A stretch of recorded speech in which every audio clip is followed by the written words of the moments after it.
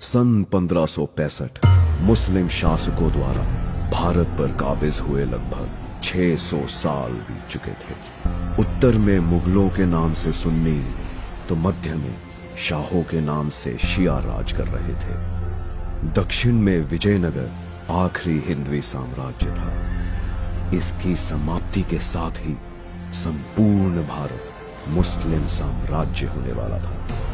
15 जनवरी 1565 को मुस्लिम शासकों द्वारा विजयनगर के अंतिम सम्राट राजा राम राय की गर्दन का सूली पर चढ़ा दी गई और इसी के साथ हुई हिंदवी साम्राज्य की संपूर्ण समाप्ति की घोषणा। पर फिर भारत को बेबीलोन की तरह किताबों के पन्नों से गुम होने से कैसे बचाया गया? कैसे एक मृत कर दी गई सभ्यता फिर जीवित हुई? इस कहानी की शुरुआत हुई सन 1645 महाराष्ट्र के रायरेश्वर मंदिर से। एक 16 वर्ष के बालक द्वारा शिवलिंग पर अपना खून चढ़ा हिंदवी स्वराज्य की शपथ ली गई। इस पराक्रमी बालक का नाम था शिवाजी राजे भोसले।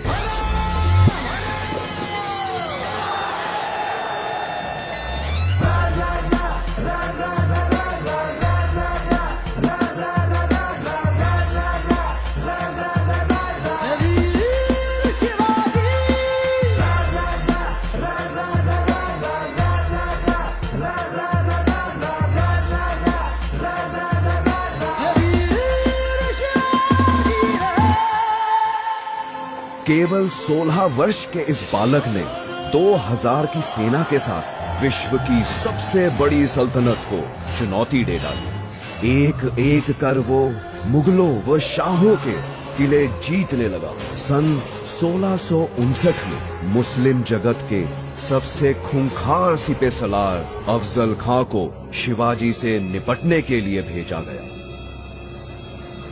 कहा जाता है कि शिवाजी पर आक्रमण की शुरुआत जल्लाद अफजल खां ने अपनी 40 रानियों के कत्ल से की थी, लेकिन शिवाजी की चतुराई के सामने अफजल खां की बेरहमी भी काम ना आ सकी। स्वयं को अफजल खां से डरा हुआ बताकर शिवाजी ने उसके सामने संधि का प्रस्ताव रख दिया। अहंकार में मदहोश अफजल खां चंद सैनिकों के साथ संधि करने शिवाजी के किले में दाखिल हो गया। शिवाजी ऐसा मौका चूकने वालों में से न थे। शिवाजी द्वारा अफजल खां का अंत कर मुस्लिम सल्तनत को बड़ी मात दे दी गई। इसके बाद कोल्हापुर, पवनखिंड, उम्बेरखिंड, चाकन, कल्याण, सिंहगढ़, पुरंदर और पुणे जैसे दर्जनों युद्धों में शिवाजी द्वारा मुस्लिम सल्तनत की जड़ें हिला दी। शिवाजी को रोकना नामुमकिन सा हो गया था। ऐसा लग रहा था मानो दक्षिण में विजयनगर का हिंदवी राज फिर से जन्म ले रहा हो। पर औरंगजेब भी जोश में होश खोने वालों में से नहीं था। कुछ दिन के धैर्य के बाद उसने एक दिलचस्प दांव खेला। अपने अधीन हिंदू राजा जय सिंह को उसने शिवाजी के मुकाबले में खड़ा कर दिया। हिंदवी स्वराज्य की कामना करने वाला शिवाजी हिंदू राजा पर वार नहीं कर पाएगा। औरंगजेब ये बात भली भांति जानता था और ऐसा ही हुआ। शिवाजी को पहली बार पीछे हटना पड़ा। जीते हुए 35 में से 23 किले मुगल सल्तनत को वापस करने पड़े। एक बार फिर भारत भूमि के किसी योद्धा को अपनों के ही कारण परास्त होना पड़ा। इसके बाद शिवाजी ने एक हैरान कर देने वाला निर्णय लिया। उन्होंने औरंगजेब को एक पत्र लिख उसकी ओर मित्रता का हाथ बढ़ा दिया। सब स्तब्ध रह गए। शिवाजी इस दांव से क्या हासिल करना चाहते थे, किसी को कुछ नहीं समझ आ रहा था। शिवाजी को झुका हुआ देख औरंगजेब काफी प्रसन्न हुआ। मुगलों से हाथ मिला शिवाजी द्वारा दक्कन की शिया सल्तनतों को जीता जाने लगा। संपूर्ण भारत को मुगल शासन के अधीन देखने का इच्छुक औरंगजेब शिवाजी की कुशल रणनीति से बेखबर था और दक्कन में शिवाजी की इन जीतों को अपनी जीत समझ रहा था और आखिर एक दिन 6 जून 1674 में शिवाजी ने 50,000 से अधिक ब्राह्मणों, पुरोहितों, क्षत्रिय राजाओं व व्यापारियों को एक भव्य समारोह में एकत्र किया। सबके सामने वेद मंत्र उच्चारण के बीच शिवाजी ने स्वयं को छत्रपति घोषित कर दिया। हिंदवी सल्तनत अब एक स्वतंत्र सल्तनत ऐलान की जा चुकी थी।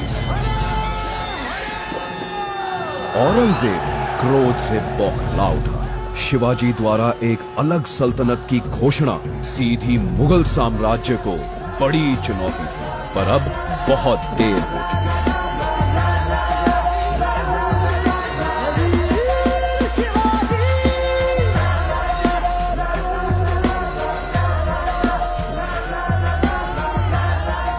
औरंगजेब के साथ संधि की आड़ में शिवाजी द्वारा अपार शक्ति इकट्ठी की जा चुकी थी। सैकड़ों किलों को फतेह कर हिंदवी सल्तनत का प्रभाव पूरे दक्षिण भारत में फैला दिया गया था और अब उत्तर के मुगल साम्राज्य से निपटने का समय था। लेकिन एक दिन 3 अप्रैल 1680 को अचानक शिवाजी की मृत्यु की खबर आई। सभी की धड़कनें रुक सी गई, समय थम सा गया।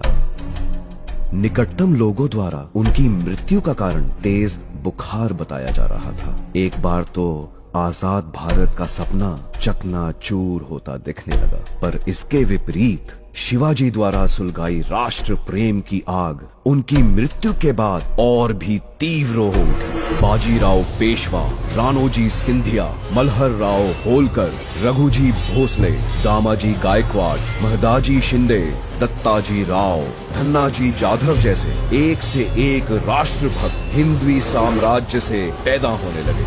देखते ही देखते बुंदेलखंड, गुजरात, अजमेर, बेरार, मुल्तान, अवध, आगरा, इलाहाबाद, लाहौर एक के बाद एक सभी मुगल राज्य गिरते चले गए। 1760 तक मुगल सल्तनत सिर्फ दिल्ली के इर्द गिर्द सिमट कर रह गई। उत्तर में पेशावर से लेकर दक्षिण में पौंडीचेरी तक हिंदवी स्वराज्य का परचम फैल गया।